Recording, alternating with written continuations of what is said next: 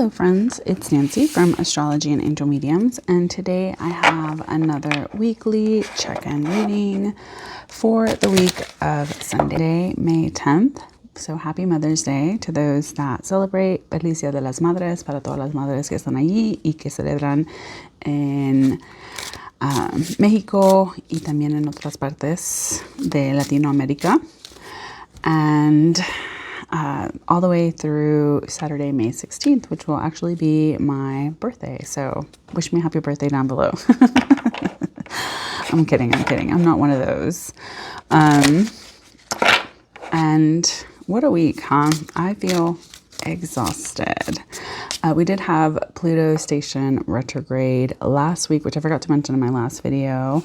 So it'll be in retrograde all the way through October 15th of 2026. So just be mindful of some of those maybe lessons that may be coming up over the next 6 months. Just kind of reminding us of the growth that we've made, maybe some potential things that still need some tweaks before we can really change and shift into what it is that we want and need. So I'm going to be using the Tarot Divinatorium again because it's absolutely stunning. I love it. It's very Venusian to me. So let's just kind of get into it and see what we have in store for this week as a collective. And let's get into it. All right, so what do we need to know this week as a collective? We have the Four of Coins. I think I pulled this last week. What do we need to do as a collective? We have the Fool reversed. I'm like, come on, sit there for a second. All right, what do we need to release this week as a collective? We have the Wheel of Fortune. And then finally, what do we need to contemplate as a collective this week? We have the Four of Wands. Okay. Let's see. We also do have the new moon in Taurus on, I don't remember if it's on Friday or on Saturday. I believe it's on Saturday. So let me pull a Moonology Messages card. And I think I may pull one card from this Crystal Alchemy deck, because I think it just will go very pretty with this. So let's get a Moonology message as a collective for this new moon in Taurus. Hello, can I get a card? We have Enchanted as our message. I don't know what that means, so we're gonna look in the guidebook today. And then let's do one of these Crystal Alchemy Oracle cards. I think the vibe will match this deck that I have here, the Tarot Divinatorium. All right, what's the message that we need? So we have Malachite, Heart Chakra. All right, so what do we need to do, right? No, what do we need to know this week? All right, so first we have the Four of Coins, which to me, this can be a card of establishing a firm foundation. It can be very much about, really focusing on what it is that we're creating, what it is that we are kind of building for ourselves in different ways. The four, to me, is that number that really is talking about that foundation, that stability, that kind of really putting in the effort to build something for the future. It's in a lot of ways, it's that kind of trying to make the plans and doing something about it. It's the next phase of it. It's really putting forth effort. It's very much about, trying to focus on what this will look like in the future.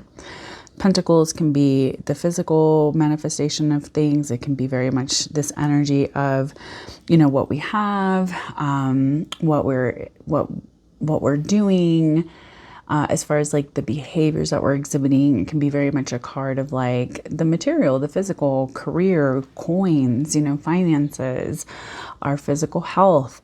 And so I think that this week is one where maybe we need to be a little bit more aware of how we're taking care of ourselves, our physical spaces, our physical selves, looking at our behaviors, trying to kind of maybe establish a better foundation for ourselves in some different ways.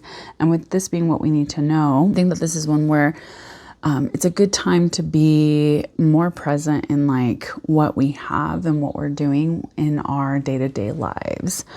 I know that there's a lot of stuff kind of going on with the news and a lot of different things. And so I have seen a lot of this like content. I don't know if it's just me where it's like kind of being pushed out of like, oh, you got to be, ensuring that you're doing things for you and yours to kind of like prepare for what comes next. Like, yeah, maybe be a little bit more ready to, have a stock of what you may possibly need, especially when it comes to like feeding yourself and your family. So with the Four of Coins here, we're getting a little bit of the sense of like, what are we doing for ourselves to kind of build upon what it is that we need? So I think that this will be a good week to kind of look at what do we have? What is our foundation looking like? What do we have that like stabilizes us and gives us a sense of firmness and connection in different ways? So this may be a good week to just kind of look at, what are you prioritizing in different areas of your life, and what does that mean for you and your space? When I also think of the Four of Coins, I think it can feel a little bit boring. It may not feel like the most exciting kind of energy. So this may not be the best time to just like be out there doing all kinds of crazy stuff.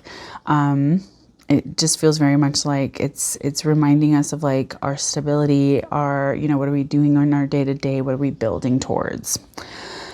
Now, what we need to do is the Fool reversed. Now, the Fool to me is, just like many of us, it's like new beginnings, opportunity. It's like having that sense of trust in, what comes next. Now, with this being reversed, this may not be the best time to kind of go out there and try to change it up. This, and I feel like that's also very Taurus energy. It's like, let's stick to what is familiar. Let's be aware that may not be the best time to kind of, I'm going to like, do something exciting. I'm going to do something new. I'm going to, try something else. And it isn't to say that the opportunities won't be there, but it just may feel like this is not the best time to kind of go out there and try something that hasn't already been done previously. Now, again, everyone can do whatever they need to and whatever they want. This is just like what the energy collectively is saying. This is maybe not the best time to kind of launch something unexpectedly, to put in a lot of effort towards things that maybe aren't as established, or things that feel like more, I don't want to say aligned, but maybe are, again, that maybe have a little bit more of a like sense of, this is more traditional. This is more like what I have been doing. This is where I'm more comfortable. That this is not the time to just kind of go out there and, be like, I have this new idea and I have this new idea and I'm going to go on this new journey. I think if anything, it's maybe giving us a chance to say like, okay, let's kind of like pull it back a little bit. Let's look at, what it is that we're trying to do and what we're trying to build. And I think with this like Four of Coins behind it, where it's like, this is what we need to know, is that we need to look at what we have been building and what that will look like in the future before we kind of just get out there and do something crazy. So I think with the Fool reversed, we're getting a little bit of this energy that's kind of saying like, this may not be the best time to, change what you've been doing, kind of get out of the current comfort zone, or to just like change things up just to change things up. This is just the time to just kind of keep going with the status quo. Maybe it's, just not the right week to put in a lot of effort towards trying something else, trying something new. And again, we still have Saturn in Aries, we have Neptune in Aries, Mars is still in Aries. So it almost feels like a lot of this stuff, it's not that it's saying like you won't be able to, but it just is not going to feel as like easy flowing as it could be. Because again, we have had, you know, the sun in Taurus for like almost a couple of weeks now. It's about to move into Gemini next week. So we're getting a little bit of like this energy where a lot of us are like, well, I'm trying to do these things, but because we still have so much that is still in Aries, it's not feeling like a traditionally Taurian time. So while we may have like that impulsivity and that push of like, I just want to like get out there and do it, I don't think that we have enough grounding energy in the skies to kind of support something new long term, if that makes sense, especially when it comes to like work stability, our spaces. I know for a lot of us, it's like maybe we're kind of paying attention to like what's going on, and everything just still feels very volatile, very uncertain. So I think that energy is just kind of carrying into this week. So this is not the time to just be like, hey, I've never done this and I'm going to try and I'm going to put all of my eggs in that basket and just kind of hope for the best, which I think in previous years that may have been something that could have been very beneficial. But as of right now, it just feels very much like keep planning, be methodical, like don't just change just for the sake of changing. This is very much a time to just be like, don't be the fool, basically. Don't be foolish. Don't be just like out there just doing the damn thing because you can. Now with what we need to release, we have the Wheel of Fortune. So again, we're getting this like energy that's kind of stating like, hey, you know, we are wanting things to shift. We want things to change. We're ready for the shift. We're ready for things to, you know, really be something that is different than what we're currently experiencing. But with the Wheel of Fortune in this release position is that maybe we need to stop waiting for something to come our way in order for us to be able to flow in the way that we want. So while it seems very much like this opposite message in some ways to the first two cards, I think what we need to release is this sense of like, oh, it's just gonna like get magically better. I think that's kind of the message that we're receiving this week. It's more of like, yeah, things are gonna shift, but that doesn't always mean that things are shifting in a positive direction. Things may not always change in a way that feels as lucky to us as we may think. You know what I mean? It's like, not to say like, oh, it's like Debbie Downer time or anything like that. I'm not trying to say that. I am trying to say that it may feel like this is not the best time to kind of be like, I'm just going to get out there and hope for the best. And I think maybe for some of us, we're trying to just like hang on to certain things, and maybe we're feeling a little bit down. Maybe we're feeling a little bit like, I don't know what comes next. I don't know what this is going to look like. And so it can just be a little bit confusing. And I think with the Wheel of Fortune, it's kind of saying like, hey, hold on. Like a change is not always going to move things in the direction of what we want. Sometimes changes can completely, you know, move us way off course or onto a completely different course that we had never anticipated or expected. And so I think with the Wheel of Fortune here, we're kind of getting a little bit of this sense of like, hey, it may not always shift in like the way that we had intended or how we would have expected or anticipated. So it's not to say that this week is not going to be one where you can try something else. I think if anything, it's kind of saying like, don't just try to initiate change just to do it. And especially like I know we do have this new moon in Taurus this week. And so I know for a lot of people, they're like, I'm planting the seeds for like what it is that I want for like the next cycle and blah, blah, blah, blah. But I think with all of the things that are still in Aries and, you know, just Pluto kind of like transiting,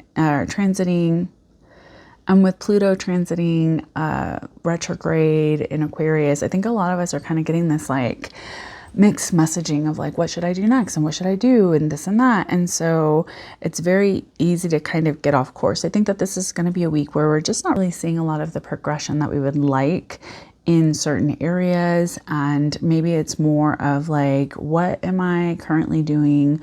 What feels right and normal for me? Now, with what we need to contemplate, we have the Four of Wands, and this one feels a little personal to me. Today is Mother's Day, and then on Saturday will be my 43rd birthday. Just, it's another day. But this year I have kind of felt this call of like, I want to kind of get together with people and like hang out and see, you know, my friends, and maybe just like do something very girly and very fun. And, you know, I was like, oh, I want to, you know, go celebrate in this manner and that manner or whatever. So it's been very interesting because it is very much out of my kind of quote unquote character to even want to do it. Kind of interesting to me. So I think with the Four of Wands and what we need to contemplate is that maybe we need to look at where we can find more joy, what we need to celebrate, where we can kind of connect with people in ways that feel foundational, that feel supportive, that feel like, you know, it's so easy to get caught up in like the day-to-day and the things that we need to do, and the list goes on and on and on, and all of our responsibilities. And sometimes we're like, oh, I don't have the money, or I don't have the time. And as I have gotten a little bit older, and as, you know, I've had to deal with like more health issues, more things like that, I've kind of come to the realization that, you know, the things I haven't regretted have been where I have just said, fuck it, and let me just go and do this thing. Let me just go here and go there. And those are the moments that stand out the most in my life. Not, oh, I put in this many hours at work, or I did this many things at work, or, you know, X, Y, and Z. It's like, I don't even remember half of the places I've worked at or half of the things I've done. But I do remember all of the times where I was like, you know what, I'm going to put this on pause, and I'm going to go and celebrate in this way, or I'm going to go spend time here, or I'm going to go travel here, or I'm going to make it a priority to go see, you know, these people that are important to me. So I kind of am getting this like sense this week that for many of us, we need to kind of take into consideration, like, when's the last time we really just came together with the people that we love? When is the last time that we prioritized joy and celebration and really coming to a place and that head of like, hey, we've completed something. Like, let's contemplate, you know, what is it that maybe we have forgotten to celebrate that we've graduated from in our lives? Because again, sometimes when you're an adult, you don't get those like milestones anymore. We tend to celebrate more of the milestones that are like more focused on relationships versus being able to celebrate like milestones when it comes to like work or our dedication in different ways, or, you know, whatever. So I think that this is the message for this week is that we need to take some time out to kind of celebrate, come together, have a little fun, do a little dance, get down tonight, basically.